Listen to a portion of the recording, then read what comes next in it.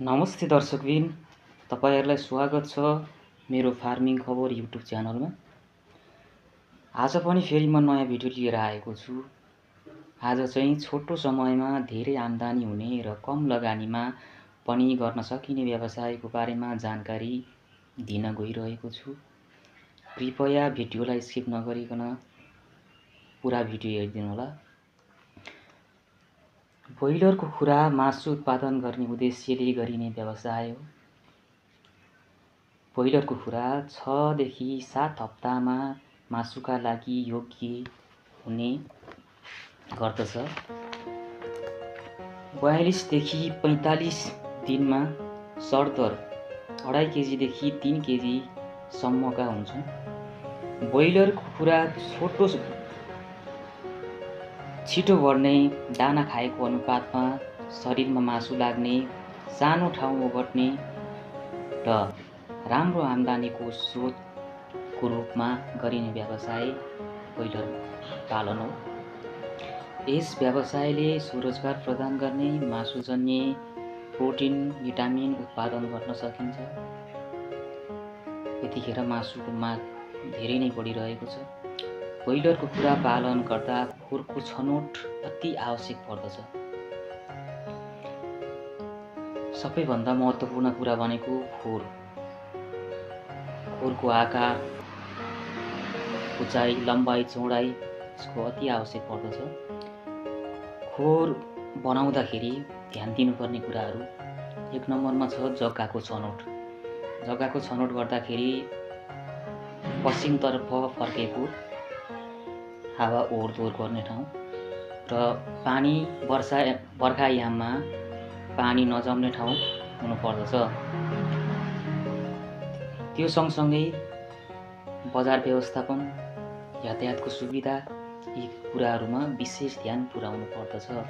किनकि पछि ब्रोइलर बेच्ने बेला हुन्छ, बजार व्यवस्थापन छैन र दानाहरू झार्नुपर्ने हुन्छ, यातायात छैन भने त्यसमा धेरै नै कठिनाइ हुन सक्दछ।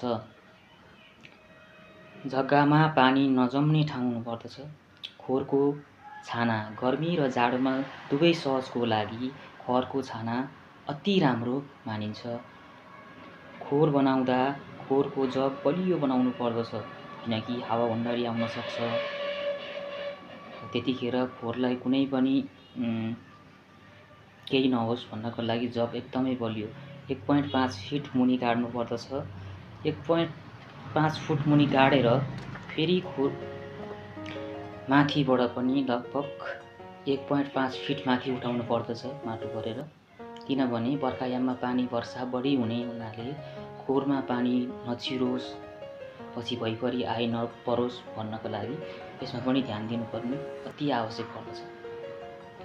मौसम अनुसार ब्रोइलरलाई जाडोयाममा एउटा ब्रोइलर बराबर 0.7 स्क्वायर फुट चाहिन्छ र गर्मी मौसममा 1 स्क्वायर फुट चाहिन्छ एउटा कुखुरा बराबर।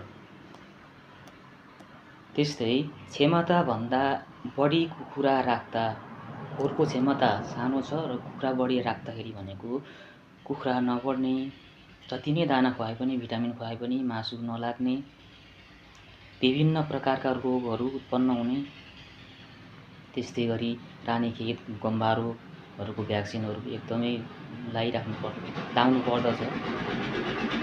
जाडोयाममा यदि हजुरहरूको खोरको लम्बाइ 100 फुट र चौडाइ 10 फुट भएको खोरमा जाडोयाममा 1250 फिस पाल्न सकिन्छ।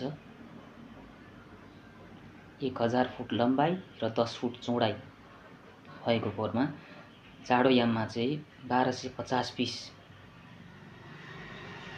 1200 देखि 1250 पिससम्म पाल्न सकिन्छ।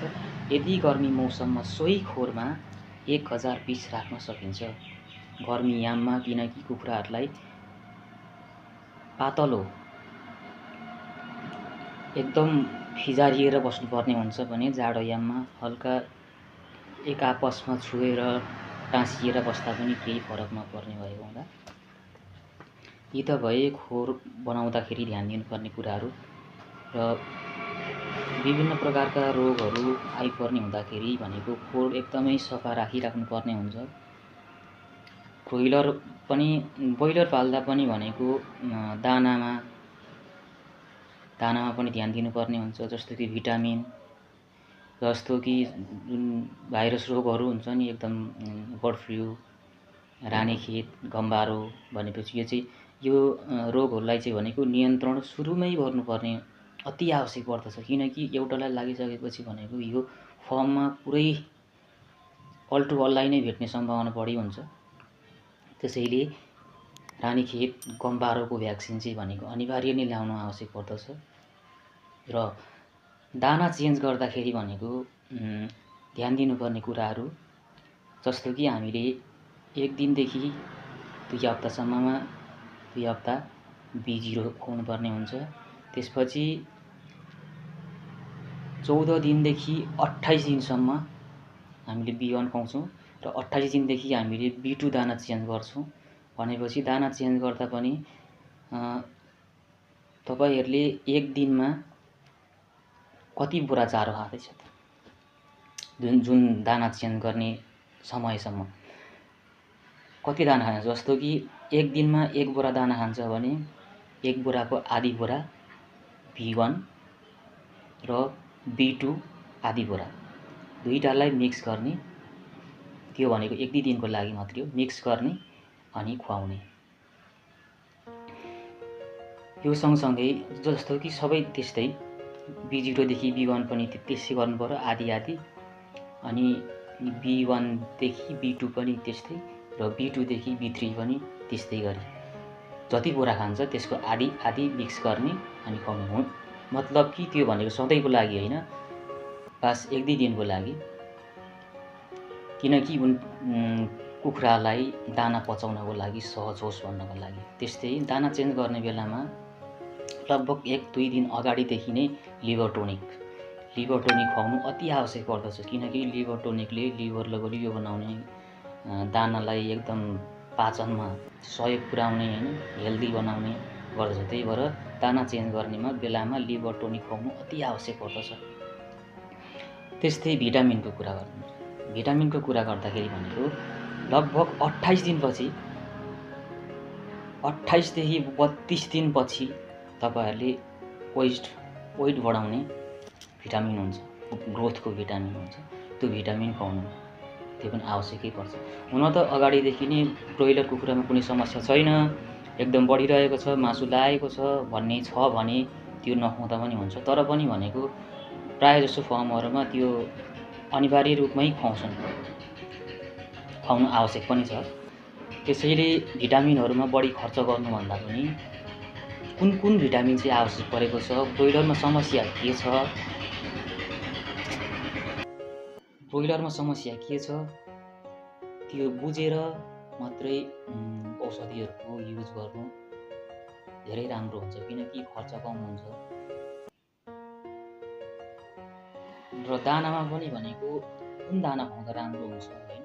अब दानाहरूको पनि एउटा कम्पनीको दाना खुवाइराख्नु भएको छ भने फेरि अर्कोपल्ट अर्को कम्पनीको दाना आयो भने पनि फेरि त्यहाँ पनि लिभर टोनिक खुवाउनु अति आवश्यक पर्दछ। किनकि अगाडिको दाना खाइरहेको उसलाई पचाउन सहज भइरहेको हुन्छ र अर्को कम्पनीको दाना आएपछि फेरि त्यहाँ बनावटमा केही फरक पर्न सक्छ होइन।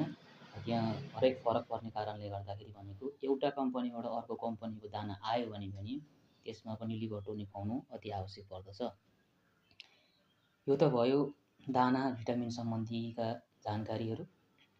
त्यस्तै हामीले ब्रोइलर कुखुरामा हामीले पहिलो दिनदेखि नै एकदमै ध्यान दिनुपर्छ, खट्नु पनि पर्यो। र खोर सफा भनेको एक लट निकालिसकेपछि भनेको त्यस खोरलाई चाहिँ भनेको पुरै सफा गरेर त्यसको सुलीलाई मलको रूपमा पनि हामीले बेच्न सकिन्छ।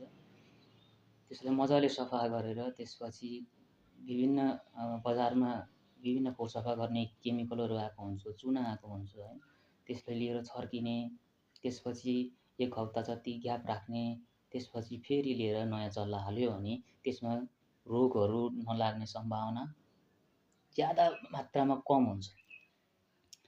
त्यसैले सबै कुराहरूमा ध्यान दिएर गर्ने हो भने ब्रोइलर पालनबाट पनि घाटा होइन, मुनाफा नै हुन्छ, नाफा नै हुन्छ। हस्, धन्यवाद।